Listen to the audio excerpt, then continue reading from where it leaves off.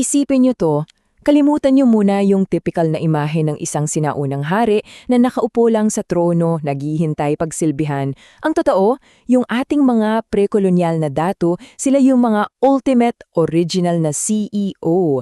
Sila yung nagpapatakbo ng isang napakalaki at napakakomplikadong corporate portfolio, ang kanilang barangay.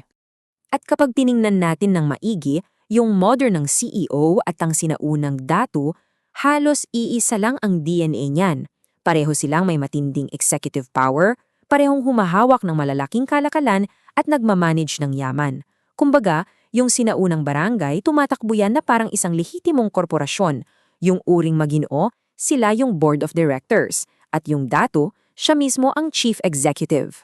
Ngayon, gaano kasigla ang ekonomiyang ito? Dito papasok yung tinatawag nilang may gintaw o tawong may ginto. Ito yung mga taong umangat ang katayuan sa buhay hindi dahil sa dugong buhaw sila, kundi dahil magaling silang negosyante. Yes, may upward mobility tayo noon. Kung madiskarte ka sa komersyo at kalakalan, kaya mong umangat sa pinakamataas na antas ng lipunan kahit ano pa ang background mo. Ganun ka-dynamic ang sistema. Kaya, pag-usapan natin ang unang bahagi, ang pamamahala ng asset at supply chain. Ang pinakapundasyon ng buong operasyon nila ay ang tinatawag na usufruct. Isipin nyo na lang ito bilang isang sinaunang versyon ng corporate leasing. Yung lupa, hindi yan pribadong pag-aari ng iisang tao. Ipinapagamit o ipinapahiram yan ng datu sa mga pamilya para linangin. Pero heto ang catch. Kapag iniwan mong tiwangwang yung lupa, babalik yan sa komunidad. Walang nasasayang na asset dito. Sinisiguro ng ating ancient CEO na laging productive ang lupa. Siyempre, walang CEO na kayang gawin ng lahat mag-isa, di ba? Kaya ang dato may sariling specialized administrative staff. Nariyan ang atubang sa dato na parang primary counselor o kanang kamay niya. Tapos may paragahin. Ito yung parang CFO ng barangay. Sila yung eksklusibong nag-aasikaso kung paano kokolektahin at i-allocate ang yaman. Bukod pa dyan, sinusuportahan din ng bahay ng dato ang mga craft specialists para ma-maintain yung high-quality production ng mga kalakal. At saan nangyayari ang malalaking transaksyon? Sa official plaza.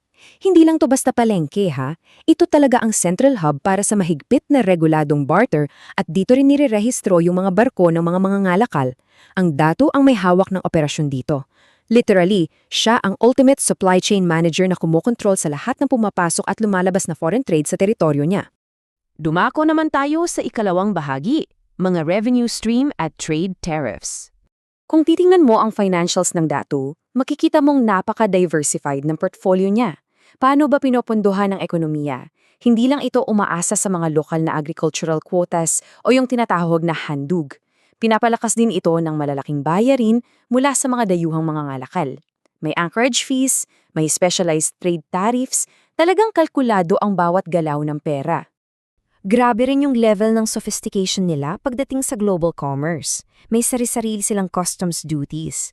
Merong honos na kailangan mong bayaran para lang makadaong yung barko mo sa harbor nila. Merong bihit na basically ay taripa sa mga imported goods. At may lupig, ito yung sapilitang diskwento sa mga lokal na bilihin para mapabura ng dato. Smart, right? At yung pagpataw ng agricultural tribute, hindi yan basta-basta na lang hinihingi kung kailan maisipan. Nakabata yan sa isang highly standardized at scalable na corporate tax system. Halimbawa, ang isang ganta ng bigas ay katumbas ng humigit kumulang 3 litro. Ito yung nagsisilbing pamantayan ng buwis nila na nakadepende talaga sa kapasidad ng magsasaka. Walang hula-hula, puro sistema. Ngayon, pasok tayo sa ikatlong bahagi, ang sinaunang corporate social responsibility. Paano ba umiikot ang yaman noon? Tinatawag itong mekanismo ng generalized reciprocity. Ganito yan. Nangungukolekta ng tribute ang dato mula sa kanyang mga nasasakupan. Tapos, yung surplus o sobra, gagamitin niya bilang kapital para makipag-trade sa mga foreign luxury goods. Ngayon, kapag lumago na yung yaman, hindi niya yan sinusolo. Sistematiko niya itong ibinabalik sa community, kadalasan sa pamamagitan ng malalaking piging o kaya naman ay tulong kapag may emergency. At ito yung pinakasentro ng social contract nila, ang obligasyon ng sukor o tulong. Kapag bumagsak ang ani o nagkaroon ng matinding krisis pinansyal, may mahigpit at hindi pwedeng takasan na tungkulin ng dato. Kailangan niyang iligtas ang mga tao niya. Magpapalabas siya ng mga emergency rice rations. Ito yung sinaunang economic safety net natin para hindi tuluyang gumuho ang lakas paggawa ng komunidad. Bilang isang matalinong investment strategy, ginagamit din ng dato yung naipong kapital niya para sa inter-ethnic trade. Halimbawa, makikipagpapalitan sila ng mga prestige goods at mga simpleng tela sa mga komunidad sa kabundukan kapalit ng mga pang-araw-araw na materyales na kailangan sa ibaba. Ang palitang ito yung nagpapanatili ng balanse at nagbibigay ng sigla sa buong economic ecosystem ng rehiyon. Kaya, para sa ating panhuling bahagi, pag-usapan natin ang pamana ng pre-kolonyal na leader. May isang napakagandang kasabihan. Ang pangunahing senyales ng pagiging dato ay ang kakayahang mamigay ng mga bagay ng malaya. Pinatutunayan lang nito na ang tunay na sukat ng tagumpay ng isang dato o kahit ng isang makabagong CEO ay hindi nakikita sa laki ng yamang itinago niya. Nakikita yan sa dami ng dividendo, tulong at suportang na ibabalik niya sa kanyang nasasakupan. At dito tayo iniiwan ng hamon ng nakaraan para sa inyo, batang sikat. Maging leader. Mastirin mo kung paano hawakan ang iyong mga resources, paikutin mo ng tama ang iyong yaman, at gamitin mo ito para buuin at patatagin ang iyong komunidad. So, ang tanong, handa ka na bang pamunuan ang iyong sariling komunidad gamit ang matalinong prinsipyong ito ng ating mga ninuno?